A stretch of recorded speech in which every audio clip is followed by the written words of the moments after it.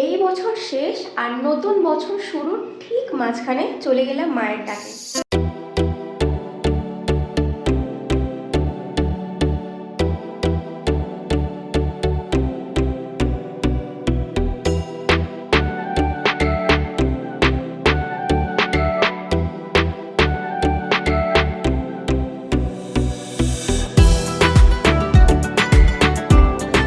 ঘড়িতে 8:30 বাজতে যায় আর পৌঁছে গেছি দক্ষিণেশ্বর মায়ের মন্দিরে। সোজা ঢুকেই বাঁ দিকে গেলে পার্কিং এর সমস্ত ব্যবস্থা আছে। আমাদের যেহেতু 11 নম্বর, তাই এটা দিয়ে সোজাই যাব।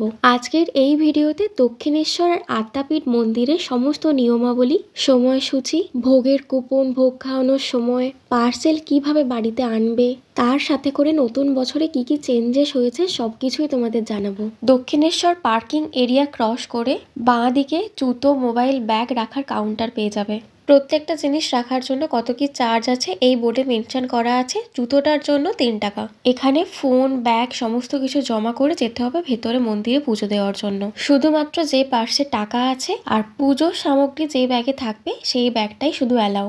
মন্দির খোলা থাকে 6টা থেকে দুপুর 12:30, তারপর বন্ধ আবার 3টে থেকে 7:30 অবধি। আর এখানে ভোগের কুপন পাওয়া যায় রাধাকৃষ্ণ মন্দিরের পিছনে কুপন কাউন্টারে। পার হেড এখানে 100 টাকা। সকাল 9টা থেকে কুপন দেওয়া স্টার্ট হয়ে যায় আর মায়ের ভোগ দেওয়া হয় দুপুর 1টায়। এবার পুজো দেওয়ার ডালা কোথা থেকে পাবে সেটা বলে দিই। তোমরা যদি কেউ সাবওয়ে দিয়ে আসো সেখানেও প্রচুর দোকান তোমরা পাবে। তাছাড়াও মন্দিরের গেটে ঢোকার ঠিক আগে বাঁ দিকটাতেও অনেক ডালার দোকান আছে।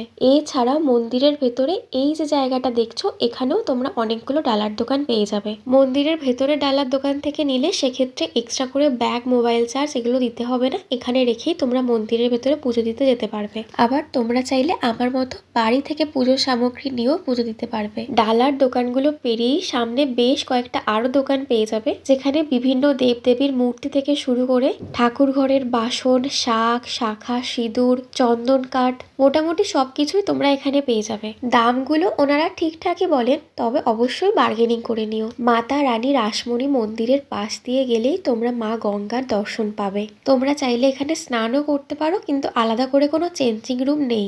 যেই সময়টা মন্দির বন্ধ থাকে মন্দিরের ভেতরে সমস্ত দোকানপাট, খাবারের স্টল সবকিছুই বন্ধ।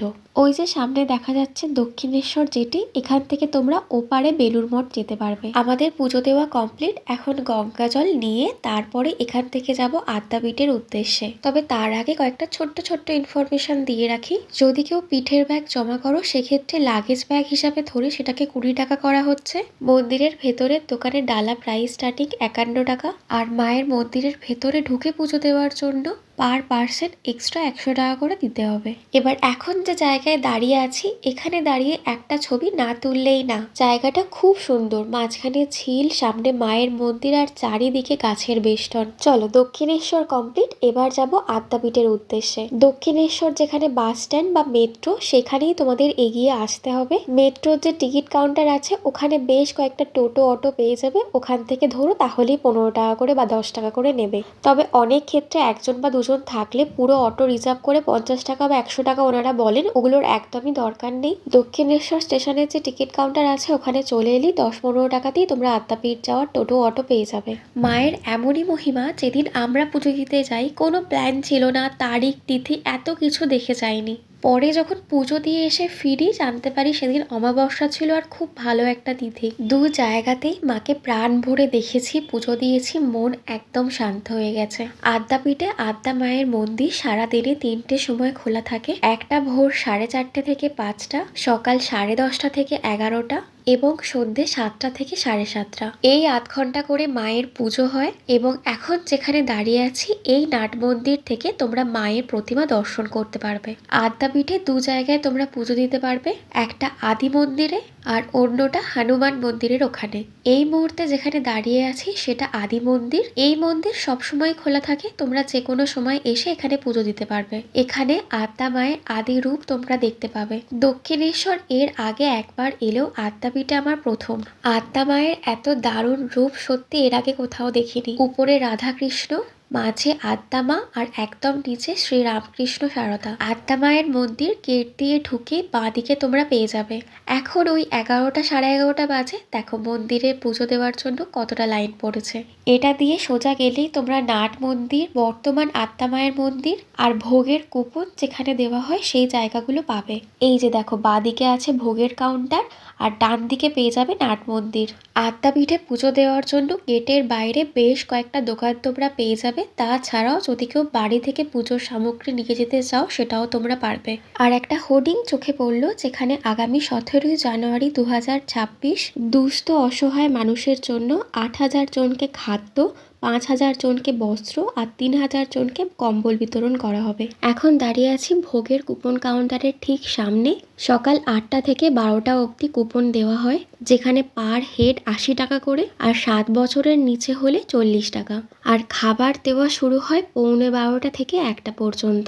ভোগের কুপনের অপোজিট দিকে যে মন্দিরটা দেখছো, নিচে হনুমান মন্দির থাকলেও উপরেই কিন্তু আদ্যা মায়ের মন্দির আছে। এখানে পুজো দিলে সেটা ডাইরেক্ট আদ্যা মায়ের কাছ থেকে এসে তোমার কাছে ফেরত আসবে। আর প্রত্যেকটা ডালায় আলাদা করে কুপন নাম্বার দেওয়া থাকে। তোমার কুপন নাম্বার ধরে ডাকলে গেলে তখন তোমার ডালা ফেরত পাবে।